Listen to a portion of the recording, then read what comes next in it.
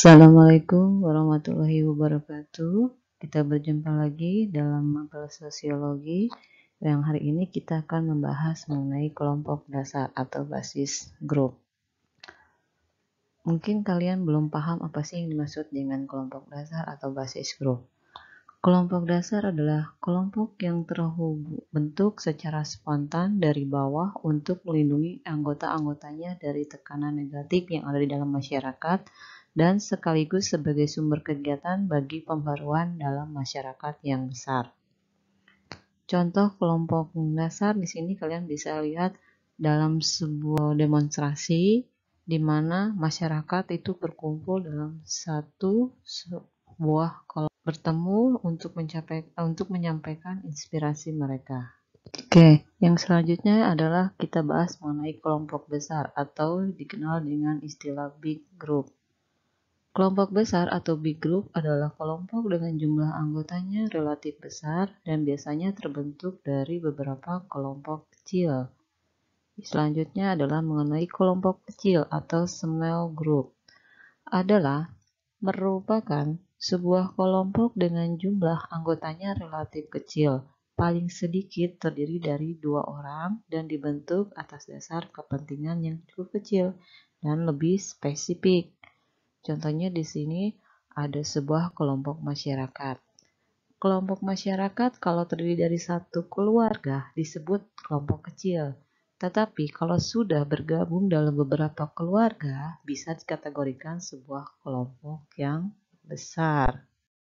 Oke, selanjutnya kita akan membahas mengenai kelompok okupasional atau okupasional. Merupakan sebuah kelompok orang-orang yang melakukan pekerjaan sejenis, misalnya kelompok ISBI, Ikatan Sarjana Biblika Indonesia, IDI, Ikatan Dokter Indonesia.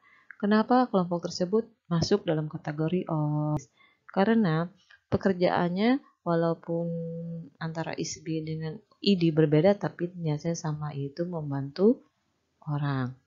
Dan dokter pun semuanya pekerjaan sejenis, mau dokter anak, dokter kandungan, dokter umum.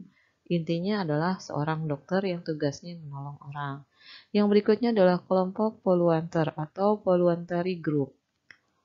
Voluntary group atau kelompok voluntary merupakan kumpulan orang-orang yang mempunyai kepentingan yang sama namun tidak mendapatkan perhatian dari masyarakat.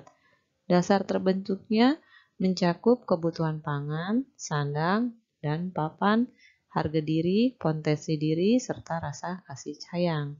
Contohnya semacam kelompok pencinta alam. Atau kalau yang di Sukasari itu banyak kelompok dengan sebutan istilahnya Kompas. Nah, Kompas ini juga masuk dalam kelompok voluntary. Kenapa? Karena kelompok tersebut mempunyai kepentingan sama, yaitu menjaga alam, namun di masyarakat kurang mendapat perhatian karena dianggap pekerjaan yang tidak ada manfaatnya, tidak ada gunanya. Sebenarnya dalam kelompok tersebut cukup mempunyai manfaatnya banyak karena membantu kita dalam menjaga alam sekitar. Oke, berikutnya kita akan membahas mengenai kelompok sosial yang tidak teratur. Pembahasan kita yang pertama adalah mengenai kerumunan. Kalian paham apa yang dimaksud dengan kerumunan? Kerumunan adalah individu yang berkumpul secara kebetulan di suatu tempat atau suatu titik pada waktu yang bersamaan. Kerumunan sendiri dibedakan dalam beberapa jenis. Yang pertama, kita akan membahas mengenai kerumunan yang berartikulasi dengan struktur sosial. Misalnya, khalayak penonton atau pendengar yang sifatnya formal. Seperti kita mendengarkan ceramah dari Ustadz Abdul Somad. Itu adalah penonton yang masuk dalam kategori pendengar yang sifatnya formal karena resmi. Ya. Nah, yang berikutnya adalah kelompok dengan ekspresif yang telah direncanakan. Misalnya seperti apa? Misalnya seperti ungkapan rasa bahagia, ungkapan rasa terharu. Kalian bisa mengekspresikannya dalam bentuk apapun. Misalnya kalian lolos dalam sebuah ujian. Nah, kalian mengungkapkannya dalam bentuk sujud syukur. atau kalian rekreasi ke daerah mana, kalian mengungkapkan rasa bahagia itu dengan teriak sebebasnya, berbeda-beda. Oke, pembahasan kita yang kedua adalah mengenai kerumunan yang bersifat sementara atau casual crowd. Yang pertama adalah mengenai kumpulan yang kurang menyenangkan. Seperti apa? Seperti dalam antrian pembelian tiket. Pasti semua orang menganggap itu kurang menyenangkan. Walaupun kita ingin menyenangkan diri dengan menonton film di bioskop, tetapi ada tindakan yang dianggap kurang menyenangkan. Datang jam 11, acara mulai jam 1. Dari jam 11 kita harus ngantri tiket terlebih dulu sampai jam 12. Kalau kita datang jam 12 otomatis tidak akan mendapatkan tiket. Itu adalah sesuatu yang sangat-sangat tidak menyenangkan. Menurut kalian pun pasti sama. Yang kedua adalah panic crowd. Adalah sebuah kumpulan orang-orang yang sedang dalam keadaan panik. Misalnya terjadi gempa bumi. Semua orang pasti panik. Lari itu tidak dalam satu arah. Ada yang ke arah kanan, ke arah kiri, lari ke depan, lari ke belakang. Pokoknya dalam kondisi semuanya panik. Nah, itu masuk dalam istilah panic crowd. Yang berikutnya adalah spectator crowd atau kerumunan penonton, yaitu kerumunan orang-orang yang ingin melihat suatu kejadian.